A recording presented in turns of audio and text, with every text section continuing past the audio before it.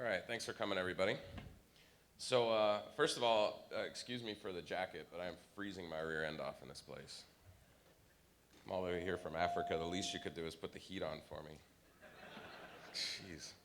All right, so yeah, this is me. This is the point of this talk. I know it says Hackers for Charity Update, but that sounds a little bit like a news service or I don't know, something. But this is what I'm going to be doing today. I'm going to I'm going to try to give you some advice. 2, I'm going to embarrass myself, and 3, I'm going to say thank you. So you have to keep me on track here, make sure I actually accomplish all this stuff. So let's get to it. You guys know how my interests work, or my intros work. This is me. You guys know me as this, and this, and this, and of course this. But after all of that stuff, I decided to do something a little bit crazy. So I quit my job, sold all of my stuff, and moved from here to here, which it looks really pretty in a black and white slide, and it looks very simple, but that's actually 21 and a half hours in the air to be here with you kind folks. So thank you very much.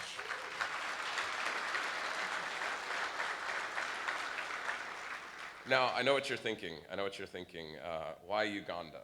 You know, people have asked me this question over and over again. I try to explain it, the long version of the story, but the short version of the story is, Uganda is really no different than any other place. I mean, they have their own rules. This is a nice little sign I saw that says, "Do not urinate, fine of 50,000 shillings."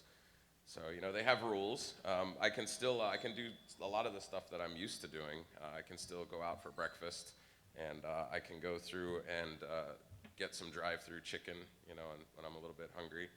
Drive-through comes in a couple different forms. This is the other drive-through chicken guy. I live in a nice house with a shiny, prickly red gate where a nice man named Joseph looks after us. I traded in the minivan for this nice, sturdy truck, and my kids are happy to let you know they have pets. This one they named Fred, and this one is Tony. He had a posse. So we got a cat to get rid of the posse. And unfortunately, the thing I'm thinking is, this is Africa, right? The circle of life. What eats cats? That's, I guess, what we got to worry about next.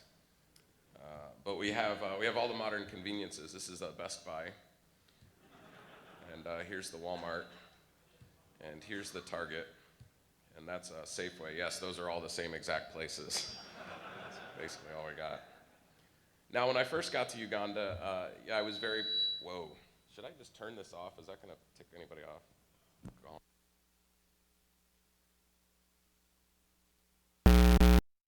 Right, you guys have heard some of my stories about this stuff.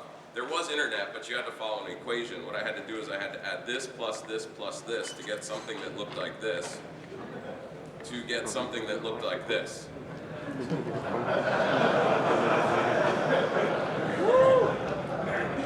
I can't tell you how fun YouTube is at 10K. They can't. You can't hear me? All right, so let's kill the feedback. Let's try some magic. Yeah, it's on. Ready? Let's go less hot. A bit. Hello, test. Better? Okay. All right. If there's any more pain, I'm turning it off again. Just kidding. I'm giving you a hard time. All right, so, but anyway, Uganda isn't all that bad. It's just like any other place. They have problems, of course. It's just the problems there are a bit more deadly than other places. Sometimes a bit irritating. The naughty goat thing is especially bad. I'm not going into any details. So this, of course, begs an obvious question, and I do get this.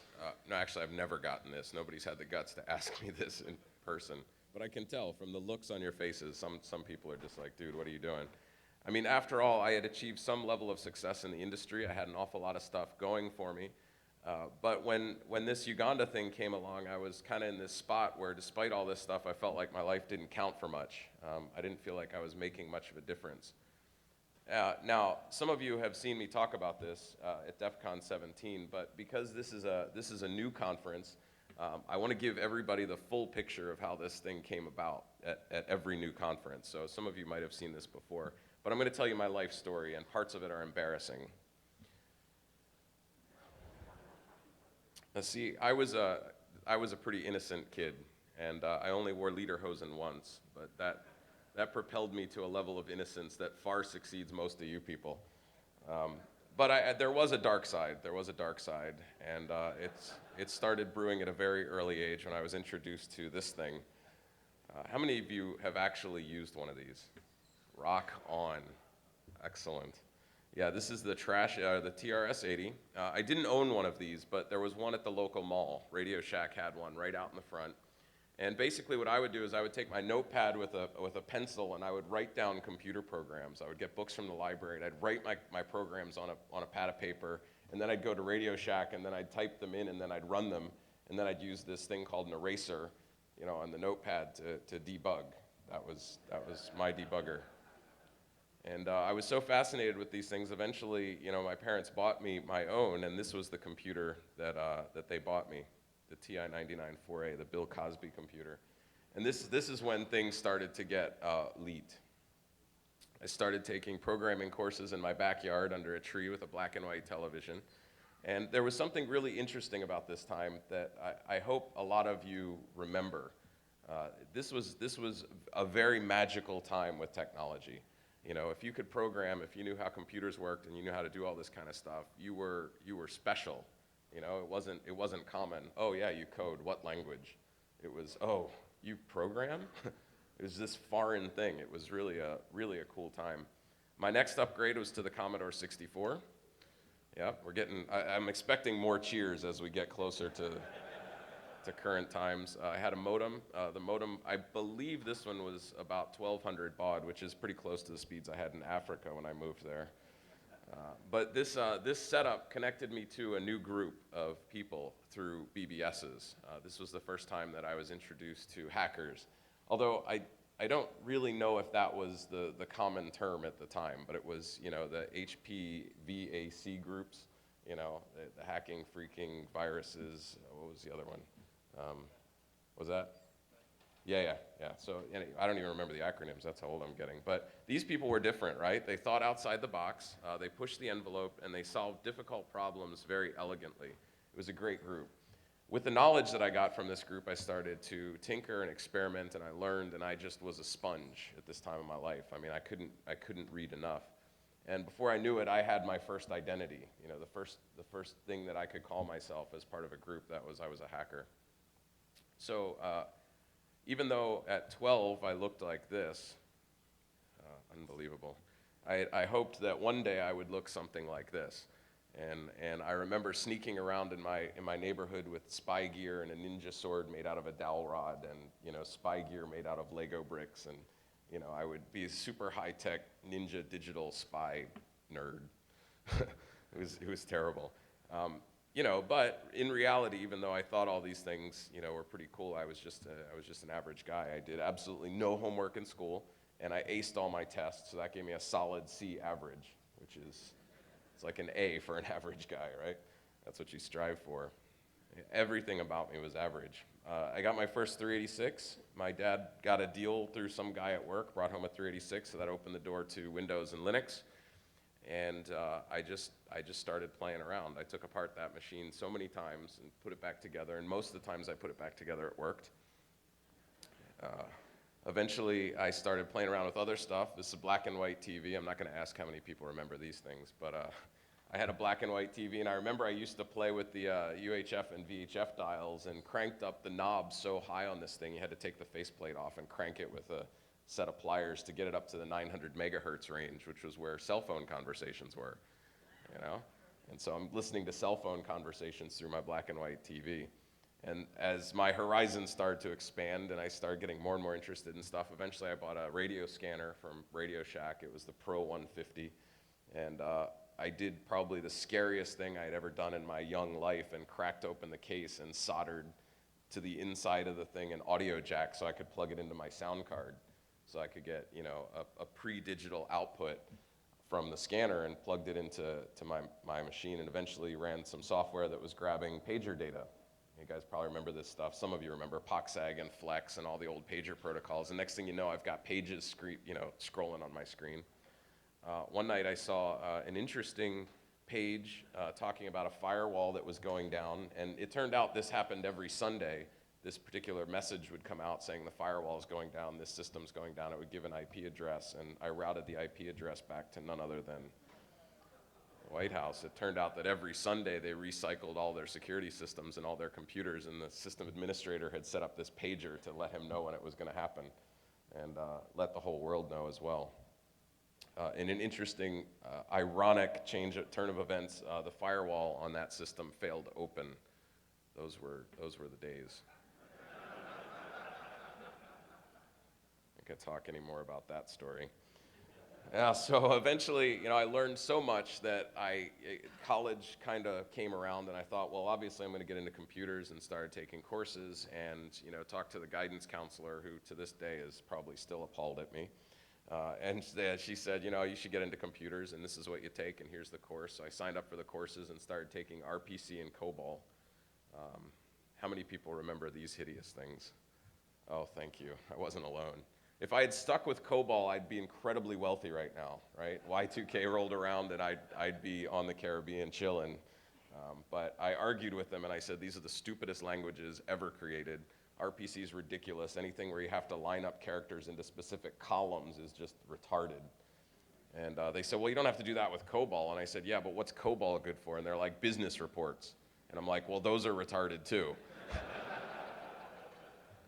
And at that point, I was coding in Fortran, and I was learning C, and I just had no use for this. So I ended up dropping out of college and pursuing my own education, which I tell my kids they absolutely positively will not do until they can out-hack me, which is coming way too quickly. So I eventually landed a decent job. I started working for CSC, and they had their, professional hacker and poster boy, and, things kind of came together for me. I was very young in my career, but I had learned enough to actually hold this job.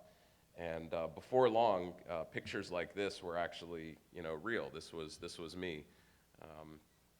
These were a couple guys that I worked with. We started a group called Strike Force, and we were doing the real stuff, man. I mean, we were breaking into buildings, we were breaking into networks, we were doing this really sexy work, and the press loved it, the press ate it up. And I had made it, I was making a really decent salary and all that stuff. But even though I had done all that, I wanted more. And it's kind of hard to tell from this picture, but in this picture, this corporate CSC, newsletter thing, I'm wearing a Defcon shirt.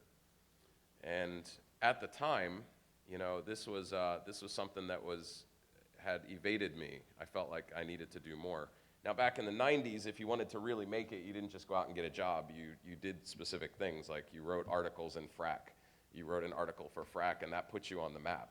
So I was like, I put together this article on steganography thumbprinting, and made it through a pseudonym that I made up, and created this little whatever, and published an article in FRAC.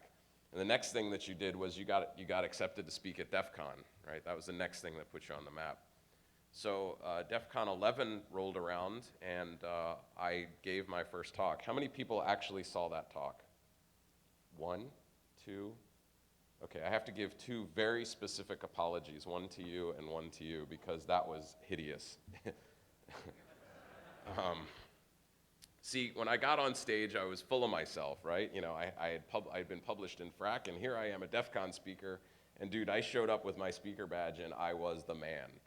I stepped up on that stage, and I was ready for it all. I was like, bring on the groupies, bring on all the parties, this is it, I'm the man, and I gave this really horrible talk. Well, what I was doing was I was trying to emulate certain people that I respected. And back in the day, there were, some people that were kind of on the scene. Guy in the bottom right is Demon 9. I hope a lot of you remember him, Mike Schiffman. People like this, I loved their stage presence. I loved their rock star image, and I tried to be them. And I put together this talk for Defcon 11 called Watching the Watchers, and it was about this Google hacking thing. And I tried to have this, what these guys had. Now imagine taking all 4 of these guys and putting their faces together into a morphing program and coming up with one person, then make it female. And that would be about how scary it is to try to put all these people together and be them. And that's what I was. It was obnoxious. It was terrible. I watch it and I'm just like, who was that guy? So I wanted to be somebody, and I achieved my dreams. I got to FRAC, wrote in FRAC, got to Defcon, got to the top, and the views sucked. This was the culmination of my career. This was the culmination of all my work, all the hours spent alone in my room with a red light bulb trying to be Uber. And at some point, right around 2004, I fell back on my Christian upbringing, and I wrote on my blog that I am a Christian, which to me was a big deal at the time because I knew that this was kind of suicide. You don't talk about like religion in like the hacker community. You don't take a stand. But to me, it was kind of a real thing, and I just prayed this prayer. I was like, God, do something with my life. And interesting things started to happen. I kind of took the view off of myself and was like, you know what, it's not all about me. 3 weeks later, Singress approached me and they're like, do you want to write a book on that really amazing talk that you did? At that point, I'm trying to figure out like, who's punking me. I'm like, what is this? This has got to be a joke. It took me 6 months to make up my mind and say yes, and then it took me 3 months to write the book, and it just exploded. Then Grifter came to me and he's like, hey, you want to help me with my book? And I was like, dude, yeah. So I helped Grifter with his book, and then Aaron came to me and said, do you want to help me with my book? And I was like, absolutely. So did that, and then Bruce Potter, you remember him from the pictures, one of these guys that I just, adored, looked up to. One of my idols came to me and said, hey, do you want to help me out with my book? And I was just floored. I was like, yeah, absolutely. And it just kept getting better. The next couple books were Stealing the Network series, and this was where all the rock stars were. Right? I mean, all the rock stars at the time pretty much contributed to this series. So Singress called me in to work with these people who, every single one of them I looked up to, and I knew that they were all smarter than me and cooler than me. And this thing just turned into a rocket ride. All the books that were done were a lot of them were translated into a bajillion different languages, and then the press thing started to happen, and the fame just exploded. And this was an interesting time, and I won't even get into all the weird stuff that happened with celebrity sightings. Yeah, that's Vanilla Ice and Jenny McCarthy and Paris Hilton. These were weird times, to say the least. But life was good.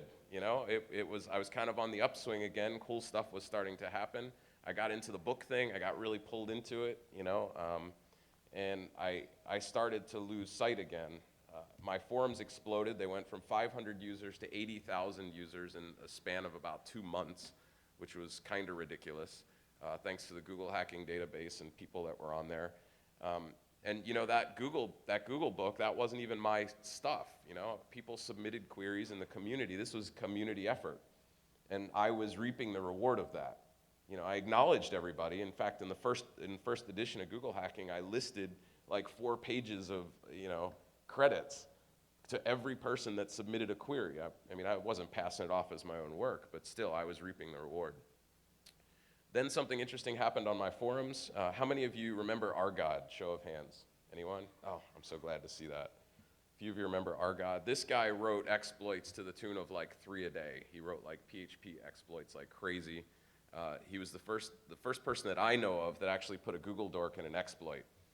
And said, okay, here's a PHP exploit, here's how you Google to find targets. And he was submitting all this stuff through my website. We were getting first release on all of this stuff, which drew more people to the forum and all that stuff. Well, eventually, after some time, he just stopped posting, and I found out some months later that the kid had actually died. He was in the last months of his life. He had a debilitating disease. He couldn't get out of his room. He spent all of his time in front of the computer, and to basically lift up my image. That's what the effect of his work was doing, and he died, and I didn't even know it. And of course, I started to feel absolutely miserable all over again, and here I was at another height in my career, just feeling absolutely miserable.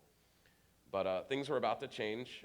My wife, Jen, went to Uganda on a two-week trip, and she came back with pictures like this. This is Colin.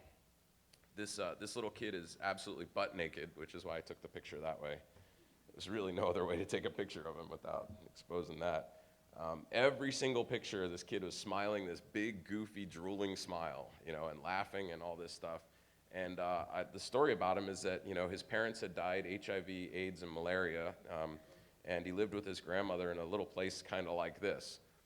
But this kid was happy, all the time. So I'm thinking to myself, she gets back and she shows me this. I'm like, here's this little kid, so happy. He's got nothing. And here I am. I've got everything I always wanted and more, and I'm miserable. And some things started to change, and I felt like I got to go to Uganda. So The way this thing typically works, if you want to go on like some sort of missions trip or foreign trip or whatever, is you call all your friends and you're like, hey, I want to do this thing and save the world, send me some money. But I didn't really have any friends, at least not in real life. All my friends were digital. So I blogged about it, sent out some emails, and before long, all the money came in and hackers paid for our trip to Uganda, East Africa. 100% of the trip, my wife and I, for that first trip, yeah.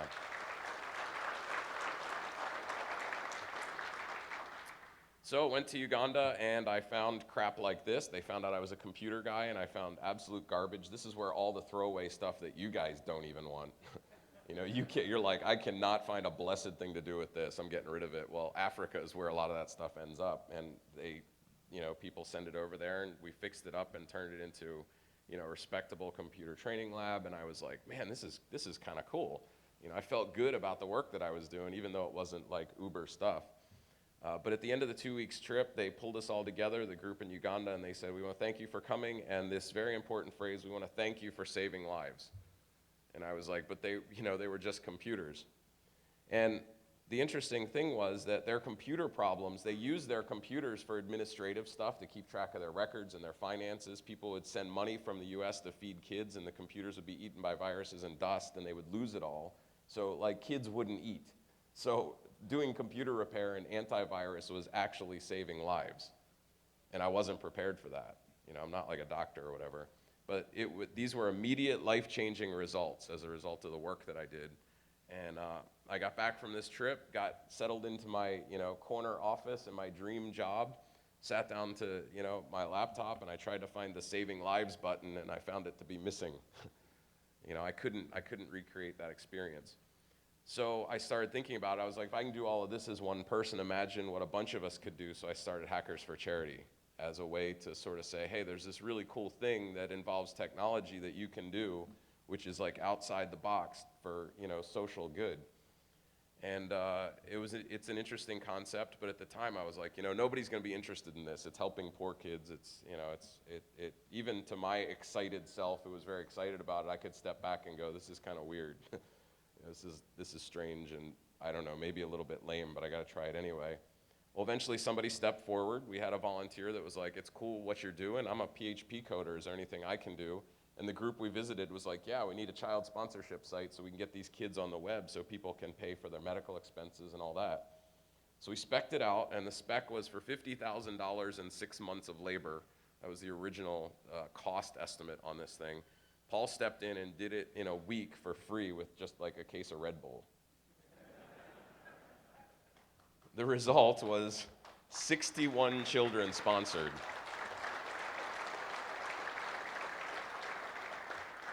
And this was full expenses, man. I mean, this was like their medical supplies, this was their education, this was their food, this was everything.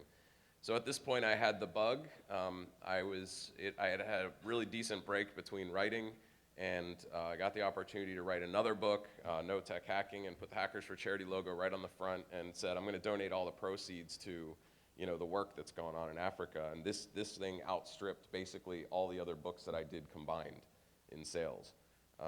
Because honestly, it came from the heart. It was my own style. It was me not trying to be somebody else. I was writing in a style that was me, and, you know, it was for a good cause.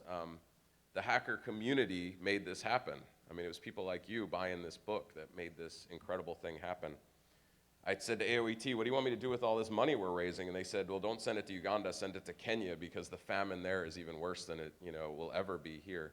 So we put that money in, and we started doing these food drives in Kenya.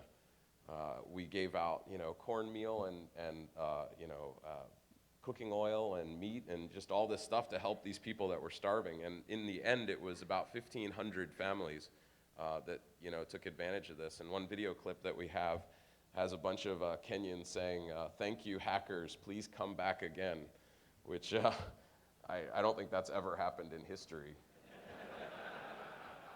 anywhere in the world. Huh? Sony, yes. Well played. A shirt for that one.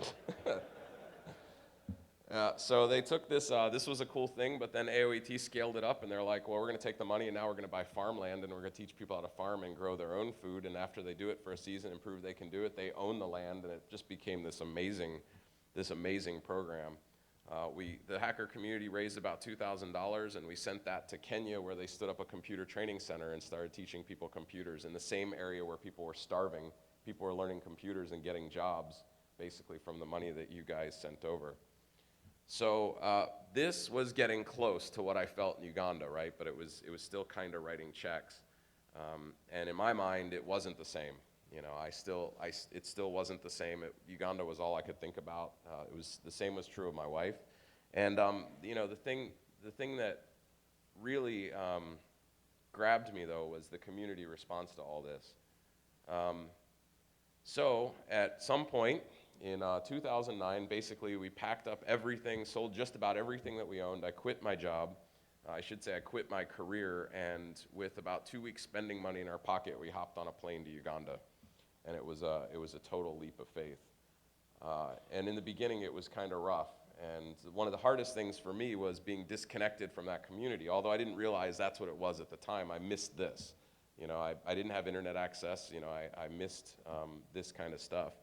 But some interesting things happened. Some of you have heard about the PayPal incident. I'll talk about it again. When we were in Uganda, about the only way that we could get money was through PayPal.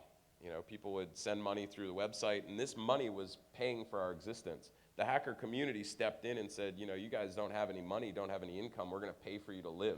And they did. For like a solid year, we had no income except that from the hacker community and some folks at like our church that put in some money. But at a certain point, we tried to change our PayPal account from a personal one to a business one, and I screwed it up. You know, I hit the wrong button and hit the 501c3 button, and we weren't, and tried to undo it, and PayPal was like, yeah, you can't undo, we're just gonna freeze your account. And I was like, thanks for that.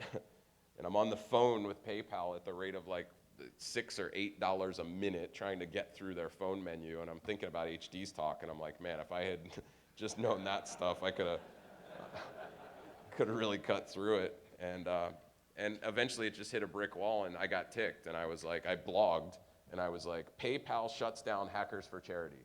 Yeah, it was a little dramatic, you know, a little bit of a drama queen in me, but I told the whole story. I was like, yeah, I screwed up, but now we don't have money.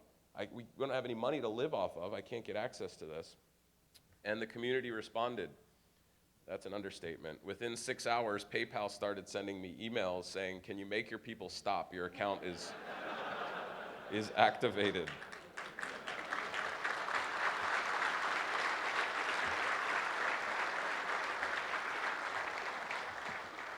So this is the first of many thank you slides. The other things that started happening with the community, this is just a dumb little chart. I hate charts, but the left-hand side, those small little bumps, that shows me trying to raise money to feed kids back in '08 and early '09. And the big bars there are when people from the community stepped in. For example, April 22nd, the first big bump, Simple Nomad started releasing content through our website. April 30th, Roloff releases a Maltego super license exclusively through Hackers for Charity. We had an O-Day dropped in May 9th that was basically exclusive to us. And then in May 30th, Backtrack, the folks at Backtrack decided to release Backtrack 4 exclusively through the Hackers for Charity website. And those are those bumps. We started feeding hundreds of kids every month as a result of the community stepping in, not just providing what they had, but paying for it. So that's thank you slide number 2.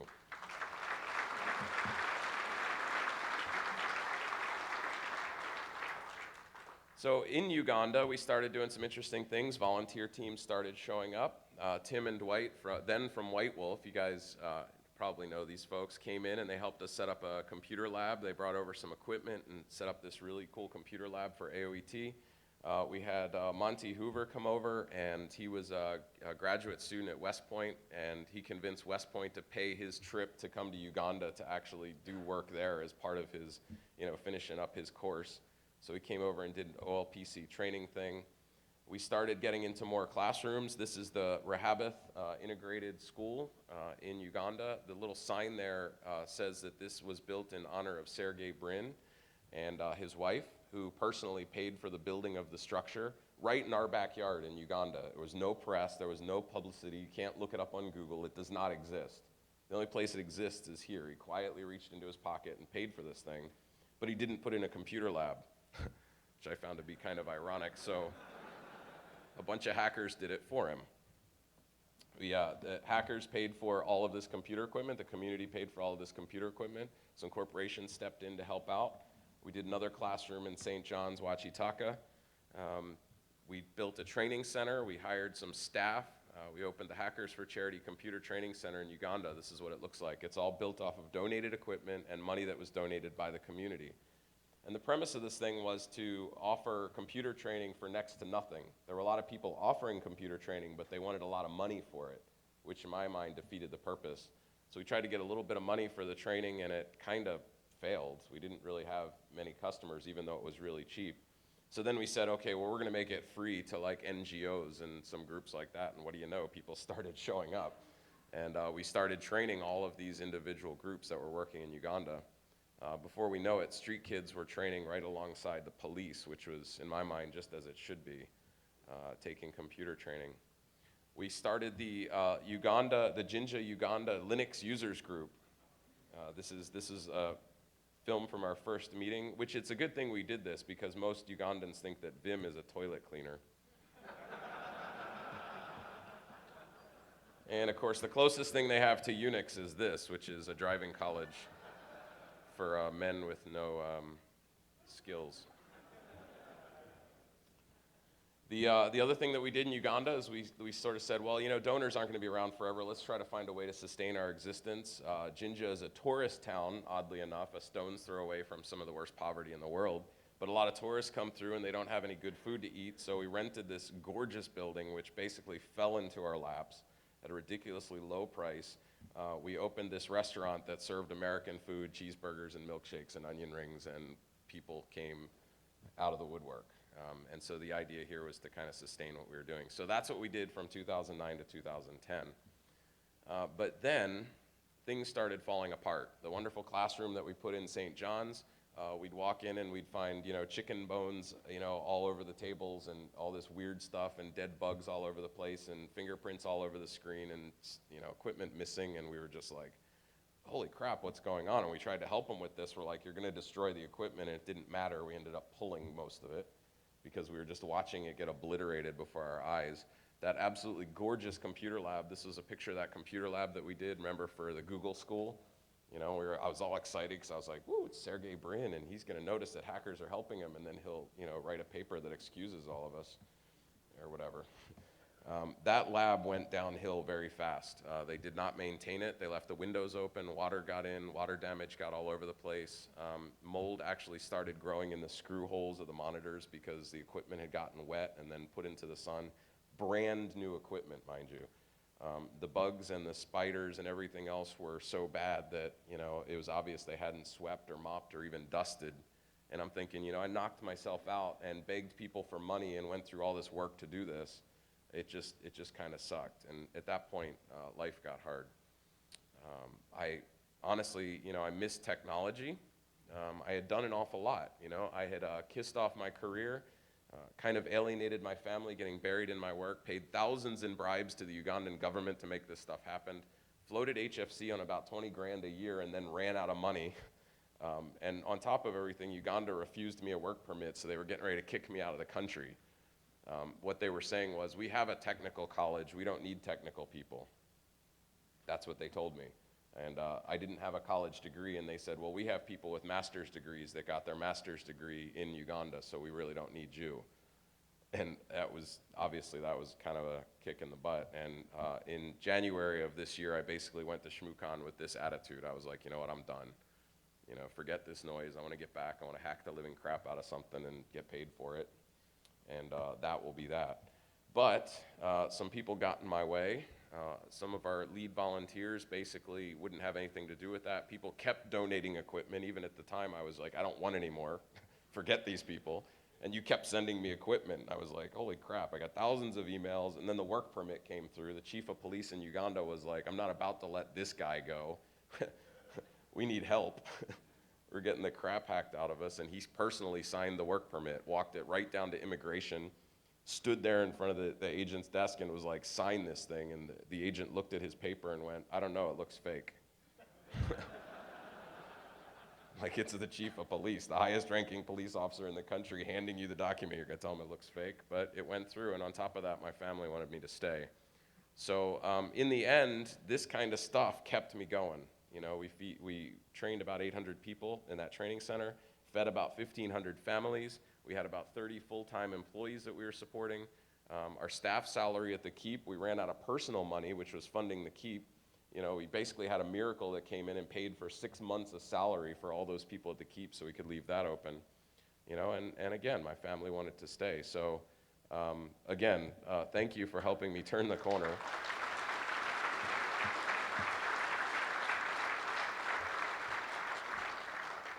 So here we are, Hackers for Charity 2011, which almost didn't exist. We're doing some things differently. For one, we're being a little more picky about who we give computers to. This is one piece of the AOET equipment which was redonated, ironically enough, to one of their competitors. And as you can tell, the place is absolutely spotless. I mean, we did a great install as always, but it is absolutely spotless. It's being used, so we're being a little smarter in how we do that. Things like, you remember this food program where we were, you know, giving out food and the locals turned it into something bigger and more sustainable. Well, we really liked that, but that didn't have anything to do with us. That was people on the ground that said, I'm gonna take what you gave me and twist it a little bit like this to make it bigger, and we saw value in that. Things like this kept happening. Like this was a great shot because it shows street kids. These are basically homeless kids taking computer classes. And I felt pretty good about that, right? You know, I was like, wow, this is cool. This is a great photo op. You know, but at the end of the day, if these kids aren't eating and they're not in school, what does it matter if they're taking computers? They're just gonna, you know, die or turn to crime. Well, that's where a group called the Sanctuary would come in, and they would do all of that stuff, give them housing and school and all that stuff while they put their lives back together. So this is how we were operating, right? I mean, we were kind of doing this. We were trying to feed people and, you know, do this individual stuff. But really, to have a bigger impact, it's more effective to work with the organizations that are on the ground helping out these people. So for every single one of those organizations that we help out hundreds or thousands of people. So our focus started to change a little bit, and we started to support those organizations with their need. A lot of them relied on technology, but they didn't have anybody to fix their stuff. They didn't have any way to keep viruses off their machines, so we started supporting them. While they're fighting the good fight, we're getting them back on track technically, and, you know, giving them cappuccinos and milkshakes to help them brush the dust off and get back to it. And so, you know, it's not insanely fun to work on old machines or set up internet solutions, but it's absolutely what's required. It's what these people need to keep doing what they're doing, so that's what I do. Now, I would like to say that at this point, things started to become rosy. I mean, this is the good ending, right? You know, things go up, they go down, they go up, they go down, and then we end on a really good note, and I'd like to say that that's where I was 6 weeks ago. But the truth is, I absolutely was not. The training center, which was our crown jewel, basically fell apart. I watched it fall apart before my very eyes. And it happened in a process that had been going on for an entire year. All of our profits from the training center were stolen by an insider. Every single shilling that we made was ripped off by someone we trusted. Some of our employees started setting up competing businesses using money that they had stolen from us and equipment that they had stolen from us to start competing businesses with the same exact mission statement as us behind my back. They filed with a lawyer that, you know, we used, and the lawyer called me and said, hey, you starting a new business? Because somebody just registered one that sounds just like yours, and they're using your P.O. box. And it turned out these were my employees that were doing this, and when I called them on it, they said, no, that wasn't us, there is no business. And so basically I said, well, sign this paper that says you had nothing to do with this, and they signed it, and then I showed them their employment contract that says we can let you go for dishonesty, just like that, and let them go. In the midst of this, it completely gutted our training center. We lost everything. We were down to basically one full-time employee and one part-time employee, and it wasn't enough. We had to shut down. So I posted on my blog, this is becoming a pattern, I posted on my blog what was going on, and I said, you know what, the only thing I can think to do is to run this place 100% free, 100% of the time, and just train people. That's to the heart of what we're trying to do. So I said, these are our expenses, this is what we need to run the place, is anybody interested in helping? An interesting tweet went out aimed at Rapid 7 that said, how many black hat parties is $9,420, which is what we needed to run the center, including salaries and everything for a year. It was a very interesting tweet. Well, interestingly enough, Rapid 7 stood up and says, fine, okay, we'll do it. We're gonna pledge $5,000 and we want the community to make up the rest. So Rapid7 stepped in and pledged $5,000. Yeah.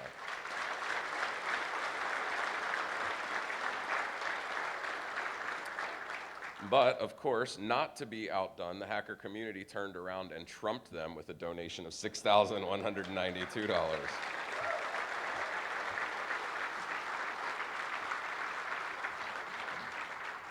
And it was a bunch of little donations. Most of the people that jumped in that first time period are listed here. So in 2 weeks, basically the hacker community and one company got together and paid for our training center. And in the end, we got enough money to run the training center for 14 months without spending a penny of HFC money or requesting any money from our students. So now the training center is 100% free. That's because of the community. Now, some other interesting things were bubbling. Back in 2010, right here in Louisville, or right in Louisville, there was a Metasploit class stood up, okay, by these folks. Some of these names you recognize, right? They decided they were going to do a Metasploit class, and they were going to donate all the proceeds to HFC. It was a ridiculous thing. It came out of left field. You know, I was absolutely blown away by this. And some of our folks, Rob Dixon and Bill Gardner from 304 Geeks, went down and handed out T-shirts and thanked everybody and, you know, thanked them for their support. And this was just an amazing thing. Now, this was all going on when I was in the midst of just pulling my hair out, so it almost slipped by my radar that it even happened. Internet connectivity being what it was and everything else, I just almost missed it. Some other interesting things started to happen. October 2010, the HackerCon 1 started coming together, and those same folks from Louisville got together and said, we're going to be your first round of speakers. We're going to support this thing. This is an HFC conference called HackerCon. We're going to support this thing, and these were our first string of speakers. They just volunteered, and they got the con off the ground. Casey and Vivek from SecurityTube blogged about this thing.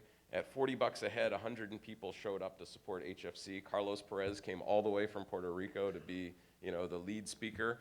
He wore his HFC T-shirt on the Paul.com podcast, and he just wore it with pride, you know, and we were proud of that as well. So October 21st through the 23rd in Charleston, HackerCon 2 is going on. We need to sell 100 tickets this week to make that happen. I have no doubt about that thing. And of course, this all leads back here to DerbyCon. That same group of people that stood up that Metasploit class, well, guess who's running this thing? And they're supporting us again. They paid for my ticket here, and they're paying me to be here yapping at you. So they've been huge supporters of us. So this is yet another thank you.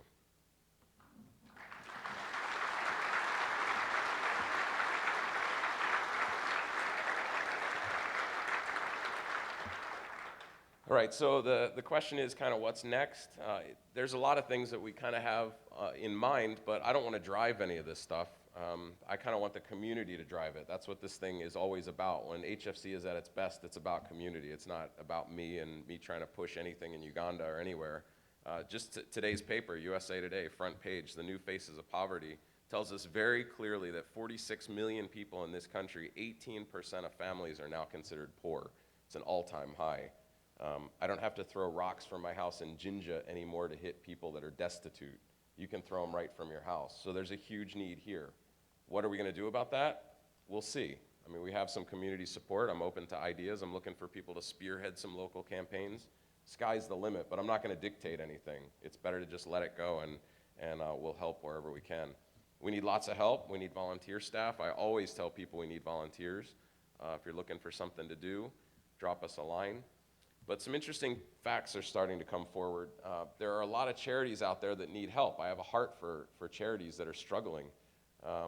You know, there's a lot of charities that need help. There's a lot of corporates that are doing the corporate giving stuff. But at the same time, there's a shortage of InfoSec professionals. It's all over the news. There's a shortage of InfoSec professionals, and everybody's going, well, where are we going to find InfoSec professionals? And I'm like, you know, you don't have to go far. So there's an interesting concept behind finding corporate responsibility programs in the InfoSec field that are giving time and resources and merging that with volunteers that are in this community that, you know, really don't have the job that they're looking for, but they need job experience and they want to do something. Well, how do we make them kind of work together, right? I mean, you have unwashed volunteers that are like, I got the skills, dude, just give me anything, I'll hack the living crap out of it and then show you how to fix it, but they don't have a resume. And then you've got the InfoSec guys that are career guys that are being told by their bosses, you'll do this 8 hours a month, you know, or you lose your job, you know. And what about the issue of trust with these, you know, the unwashed volunteers? How do we mix this? And the question is, what do you get when you mix corporates and the hacker community? Well, the first obvious thing is you get free beer at conferences.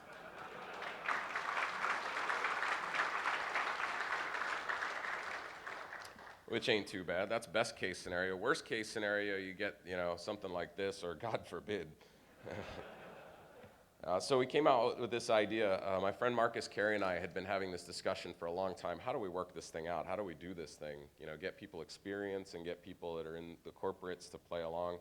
So we launched this at Defcon. This is infosecwithoutborders.org. And it's a play, obviously, on Doctors Without Borders. Our goals are pretty simple. The goals are to help charities, to engage corporates in their corporate responsibility programs and combine them with sort of the unwashed volunteers that are looking for experience. Now, this is a term which has been in the media an awful lot lately, and I'm not sure I like it. I'm not sure I like the context that it's been used in lately, that the media has said this is what this thing is. I mean, the definition of hacktivism is what? I mean, according to my Mac, which I'm not going to say it's always right, but it's never steered me wrong, a computer hacker whose activity is aimed at promoting a social or political cause. Now, I mean, this is right up the alley. This is what the kind of stuff that we want to do. We want to promote positive paths and promote positive causes. So we've partnered. Rapid7 has stepped forward and said, we're going to use our corporate responsibility program to help you. We're going to use the hours that we have. We're willing to help you help charities, which I think is a huge first step. Backtrack has been a huge supporter of ours throughout the years. There's a huge Backtrack partnership coming. I'm not going to get into the details yet. Pony Express has donated some equipment to us, given us some discounts so that we can do remote pen tests. You know, mail the Pwn plug to a destination and have somebody come in and do a pen test and all that stuff. And of course, Hackers for Charity is behind this partnership as well. So again, infosecwithoutborders.org. So what's next is we just need to talk about it. I need ideas. I need people that are like, you know, I kind of believe in what you're doing. I see the power of working with the community to do some positive stuff. And, you know, so let's talk about it. Fill out the form on hackersforcharity.org or on infosecwithoutborders.org. Either volunteer or give us your advice. Just drop me a line, because in the end, this is nothing without you guys. You know, I can work till I'm dead doing all that I'm doing, but without you guys, it doesn't matter at all. So let's drive this thing. So in conclusion, here were my goals. The first one was to give you advice, and the advice is pretty clear. I've said this before. My advice to you is make a difference. You know, you can slave at your career, and you can slave getting skills and making money and all that stuff. No matter how successful you get, happiness is just going to evade you unless you're doing something positive. You know, you really need to do something for somebody else until you sort of get that feeling of fulfillment. For me, it took, you know, a spiritual thing to kick me in the butt. That might not be the same with you guys, but this is absolutely my advice from somebody who's made it to the top and found the view to suck, is to make a difference. The other thing that I said I was going to do is embarrass myself, but that's the second part of my advice is, you know, embarrass yourself. You know, go against the trends. Don't do what's expected of you. Don't be afraid of failure, you know, because failure is really what defines the best things that we're capable of. And the third thing that I said I was going to do is say thank you. So that's it. Thank you guys very much.